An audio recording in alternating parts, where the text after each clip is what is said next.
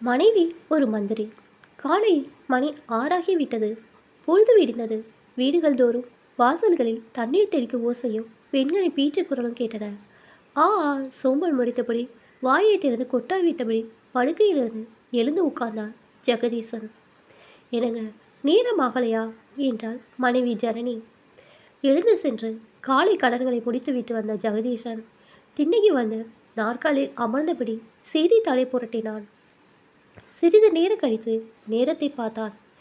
மணி காலை 7:30 ஆகிவிட்டதை உணர்ந்து குளிக்க சென்றான்.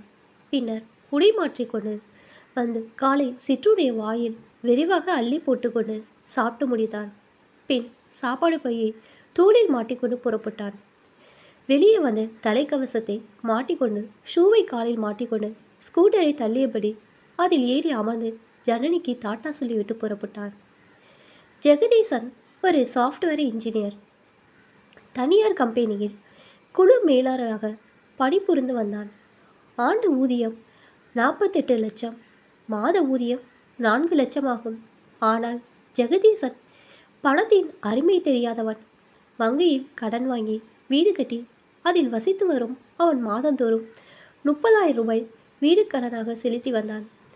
வீட்டை அலங்கரிப்பதிலும் ஆடம்பர பொருட்கள் பலவற்றை வாங்குவதிலும் ஆர்வம் உள்ளவனாக இருந்தான். தன் வருமானத்தில் சேமிப்பு எதையும் செய்யவில்லை.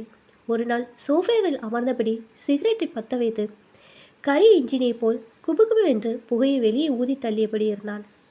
மனைவி ஜனனி வந்து எதிர்ப்புற சோஃபாவில் அமர்ந்தபடி பேசத் தொடங்கினாள். என்னங்க, சொல்லு ஜனனி, என்ன விஷயம்? என் மனதில் பட்டதை சொல்கிறேன். கோபிச்சுக்க மாட்டீங்கல்ல? சரி சொல்லு. 15 வருடமாய் வேலை பார்க்குறீங்க.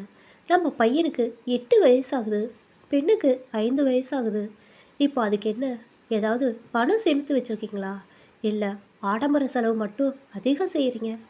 நாளைக்கு பிள்ளைங்க பெரியவங்க ஆனால் மேல் படிப்புக்கு நிறைய செலவு செய்ய வேணும். பிறகு கல்யாணம் காட்சி என்று 1000 செலவுகள் வரிசையாக நிற்கும். கம்பெனியில் மாதம் ப்ராவிடன்ட் ஃபண்ட் என்று பிடிக்கிறார்கள். ஓய்வு பெறும்போது கிராஜுவேட்டி, அதாவது பணிக்குடையும் வரும். அவையெல்லாம் பத்தாதுங்க. இவ்வளோ பேசுகிற நீ முன்பு வீட்டு செலவுக்கு 25,000 வாங்கி கொண்டாய். இப்போது 30,000 கேட்டு வாங்குகிறாய். விலைகள் உயரும் போது கூடுதல் செலவு ஆகத்தானே செய்யும். இதோ பார் ஜனனி, நான் எம்இ படித்தவன்.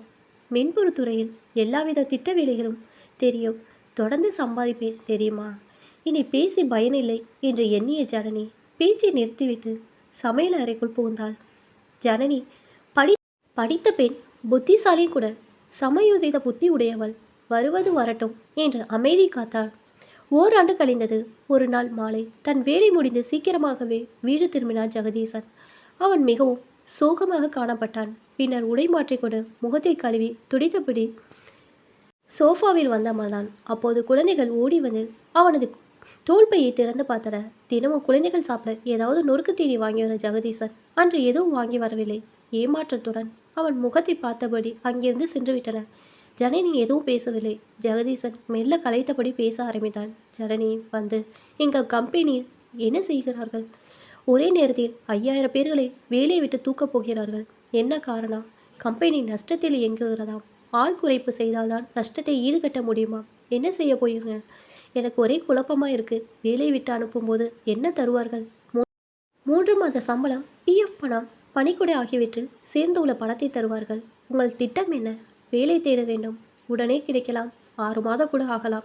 சரிங்க, காலையில் பேசிக்கொள்ளலாம் என்று கூறிவிட்டு உள்ளே சென்று விட்டாள் ஜனனி. அன்று இரவு ஜெகதீசன் தூங்கவில்லை. காலை பொழுதில் சிறிது நேரம் கண்ணயர்ந்தான். அப்போது பொழுது புலர்ந்தது. யாம் செய்த தவத்தால் என்ற பாடல் எங்கே ஒலிப்பது கேட்டது. அதை கேட்டபடியே எழுந்தான் ஜெகதீசன். ஜனனி சுறுசுறுப்பாக வேலை செய்து கொண்டிருப்பதை பார்த்தான். பல் தேய்த்துவிட்டு சோஃபாவில் வந்து அமர்ந்தான். ஆவை பறக்க காஃபி போட்டு கொண்டு வந்து கொடுத்தாள் ஜனனி. ஜனனியின் முகத்தை கவனித்தான்.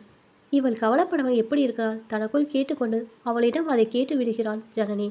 நான் கவலைப்பட்டு கொண்டு இருக்கிறேன். நீ எந்த சலனும் இல்லாமல் இருக்கிறாயே, என்ன காரணமோ என்றான் ஜெகதீசன். இல்லையே என்றாள் ஜனனி. உன்னை பற்றி எனக்கு தெரியாதா? ஏதோ ரகசியம் இருக்குது. அது என்னவோ, கொஞ்சம் பொறுங்கள் என்று சொல்லிவிட்டு ஜனனி அலமாரியை திறந்து ஒரு பெரிய சூட்கேஸை எடுத்து வந்து கீழே வைத்தாள். பின்னர் அதை திறந்தாள். உள்ளே பழைய பட்டுப்புடவைகள் அடைத்து வைக்கப்பட்டிருந்த. என்ன ஜனனி, பழைய புடவை வியாபாரம் செய்ய போறியா? காலை வேளையில் இந்த பெட்டி எதற்காக திறக்கிறாய்? ஜனனி பேசவில்லை. புடவைகளை ஒவ்வொன்றாக எடுத்து கீழே வைத்தாள். பெட்டியின் அடியில் இருந்த ஒரு துணி பையை எடுத்து அதில் இருந்த பிளாஸ்டிக் கவர்கள் பலவற்றை மொத்தமாக எடுத்து ஜெகதீசன் முன்பு நீட்டினாள். கவர்களை கையில் வாங்கிய ஜெகதீசன் திகைத்தான். ஒவ்வொரு கவருக்குள்ளும் சேமிப்பு பத்திரங்கள். ஜனனி, இந்த பத்திரங்கள் யாருடையவை என்றான். இப்போது ஜனனி விளக்க ஆரம்பித்தாள். திருமணமான புதியதிலேயே நீங்கள் ஒரு ஆடம்பர பிரியர் என்பதை அறிந்து கொண்டேன். இதனால் எதிர்காலத்தில் பாதிப்புகள் வரும் என்பதை உணர்ந்தேன். நீங்கள் கொடுக்கும் பணத்தில் பாதியை குடும்ப செலவுக்கு வைத்துக்கொண்டு மீதியை சேமிக்க ஆரம்பித்தேன்.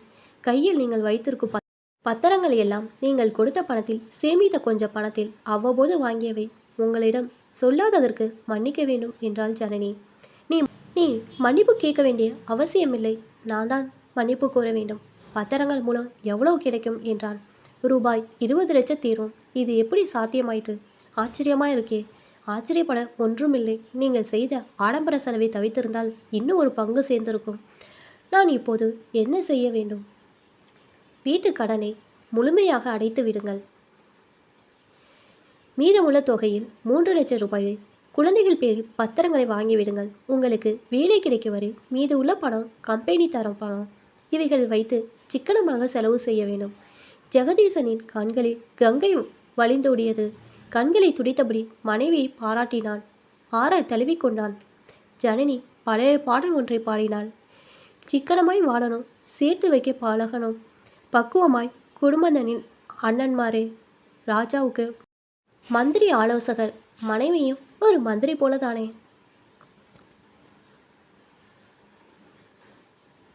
இப்போ தான் என்னோடய சேனல் ஃபஸ்ட் டைம் பார்க்குறீங்கன்னா சப்ஸ்கிரைப் பண்ணிக்கோங்க. பக்கத்தில் இருக்க பெல் ஐக்கனை ப்ரெஸ் பண்ணிக்கோங்க. இப்போ தான் நான் ஒவ்வொரு தடவை வீடியோ போடும்போதும் உங்களுக்கு நோட்டிஃபிகேஷன் வரும். தேங்க்ஸ் ஃபார் வாட்சிங்.